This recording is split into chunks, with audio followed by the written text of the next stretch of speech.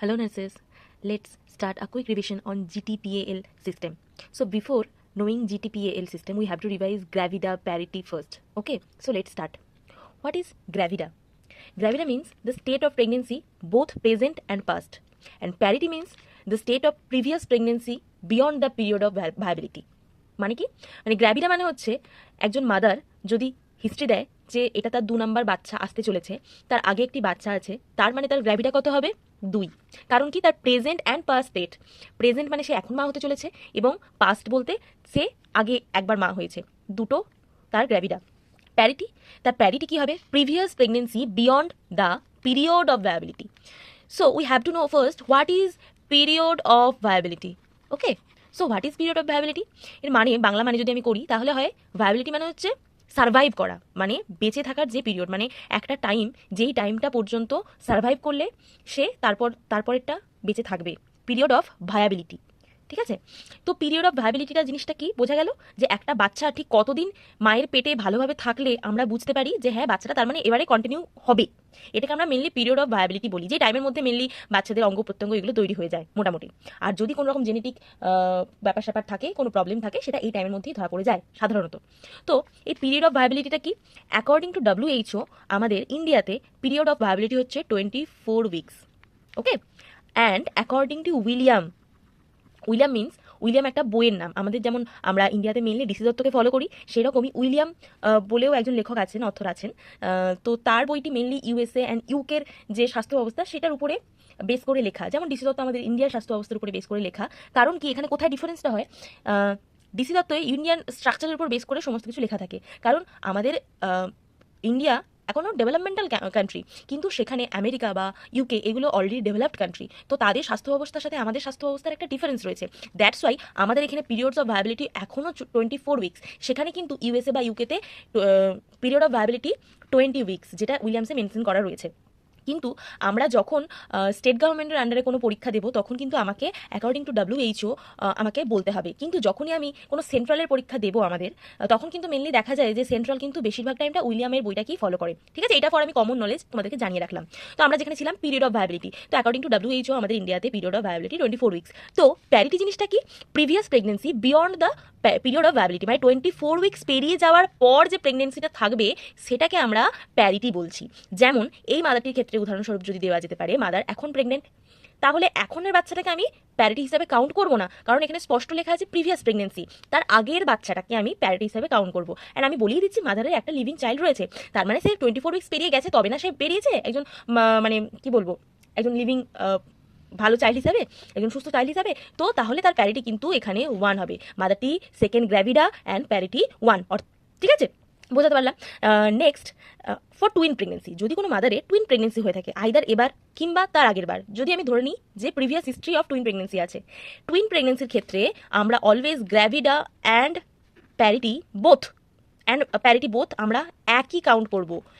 এক, গ্র্যাভিডা অ্যান্ড প্যারিটিটা কি? এটা রেফার করছে প্রেগনেন্সিটাকে, নট বেবিজ। বেবিকে গ্র্যাভিডা এবং প্যারিটি রেফার করে না, গ্র্যাভিডা এবং প্যারিটি রেফার করে প্রেগনেন্সি স্টেটটাকে। তো কোনো মাদার যদি টুইন বেবির জন্ম দেয়, সেক্ষেত্রেও কিন্তু তার প্যারিটি যা হবে, মানে প্যারিটি কিন্তু একই হবে, দুটো বেবির ক্ষেত্রেও প্যারিটি একই হবে।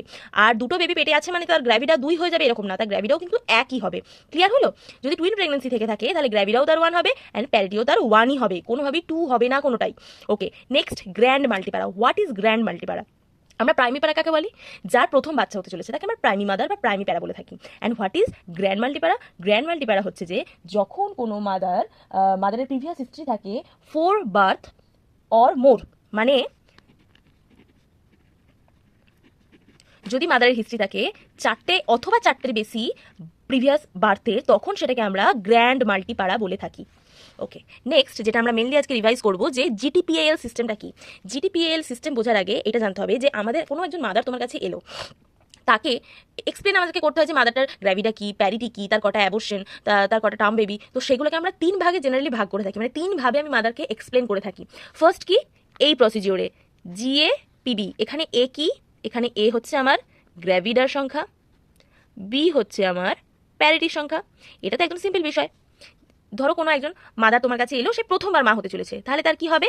সেক্ষেত্রে তার হবে G1, যেহেতু প্রেজেন্ট স্টেট গ্র্যাভিডা 1, অ্যান্ড P0, কারণ তার আগে তো কোনো বাচ্চাই নেই, তাহলে পিরিয়ড অফ ভায়াবিলিটির প্রশ্নই কোনো নেই, পিটা অনলি প্রেজেন্ট স্টেটকে ডিনোট করে, তো G1 P0। এবার কি GAPB+C, এখানে কি সিস্টেমটা? এখানে এটা রেফার করছে অফকোর্স গ্র্যাভিডাকে, বিটা রেফার করছে প্যারিটিকে, অ্যান্ড সিটা রেফার করছে অ্যাবর্শনকে। ঠিক আছে, অ্যাবর্শন আমরা কত, ওকে। তো নেক্সট সিস্টেম কি, যেটা থেকে মেনলি যে কোনো পরীক্ষায় কোশ্চেন আসে, GTPAL সিস্টেম।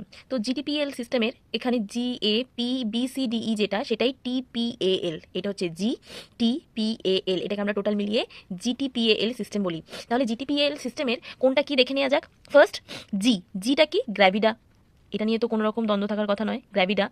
ওকে, টি হচ্ছে টার্ম প্রেগনেন্সি, টার্ম প্রেগনেন্সি সেটা কি? Greater than 37 weeks. Okay okay, next P for হচ্ছে preterm labour before 37 weeks. Okay, A for হচ্ছে অ্যাবর্শন, যেটা আমাদের মেনলি 28 উইক্সের আগে পর্যন্ত আমরা ধরে থাকি, মিসক্যারেজটাকে অ্যাবর্শন বলি। এল ফর হচ্ছে current living children, living children. এবার আমি একটা উদাহরণ দিয়ে বলছি। ধরা যাক কোনো একজন মা এলো, সে তোমাকে বলছে যে তার আগে দুটি বাচ্চা আছে, একটি বাচ্চা জন্মেছিল 36 উইক্সে, একটি বাচ্চা জন্মেছিল 40 উইক্সে, এবং কারেন্টলি সে দুটি যমজ সন্তানের মা হতে চলেছে, যেটা টুইন বেবি কারেন্টলি। তাহলে তার GTPAL সিস্টেম ওয়াইজ কি তাকে লিখবে? ঠিক আছে, তো দেখে নেওয়া যাক। GTPAL, ওকে, জিটা এখানে কত? দুটি বাচ্চা মানে 2, এবং আগে কোনো অ্যাবর্শনের হিস্ট্রি নেই, তাহলে 2 প্লাস এবারে টুইন বেবি মানে 1। কি বললাম আমরা? টুইন বেবি হলেও প্রেগনেন্সিটা যেহেতু 1, তো গ্র্যাভিডিও 1 হবে, প্যারিটিও 1 হবে, তাহলে 2 + 1 মানে গ্র্যাভিডা, তাহলে 3 থার্ড গ্র্যাভিডা হলো। পি এর আন্ডারে TPAL, টিটা আমাদের কি? টার্ম প্রেগনেন্সি, তার দুটি বাচ্চা, একটি 40 উইক্সে হয়েছে, একটি 36 উইক্সে হয়েছে, তার মানে টার্ম কোনটা? 40 উইক্স, এটা তার মানে T1 হবে। পি কি? প্রিটার্ম, 36 উইক্স মানে 1 প্রিটার্ম। এ কি হবে? 0, যেহেতু তার কোনো অ্যাবর্শন হিস্ট্রি নেই। লিভিং চিলড্রেন কত তার? দুটি বাচ্চা লিভিং কারেন্টলি, তাহলে 2, তাহলে তার কি হলো GTPAL হিসাবে? G3P1 + 1 + 0 + 2। ঠিক আছে, ক্লিয়ার হলো? তাহলে GTPAL সিস্টেমটা কি? Thank you.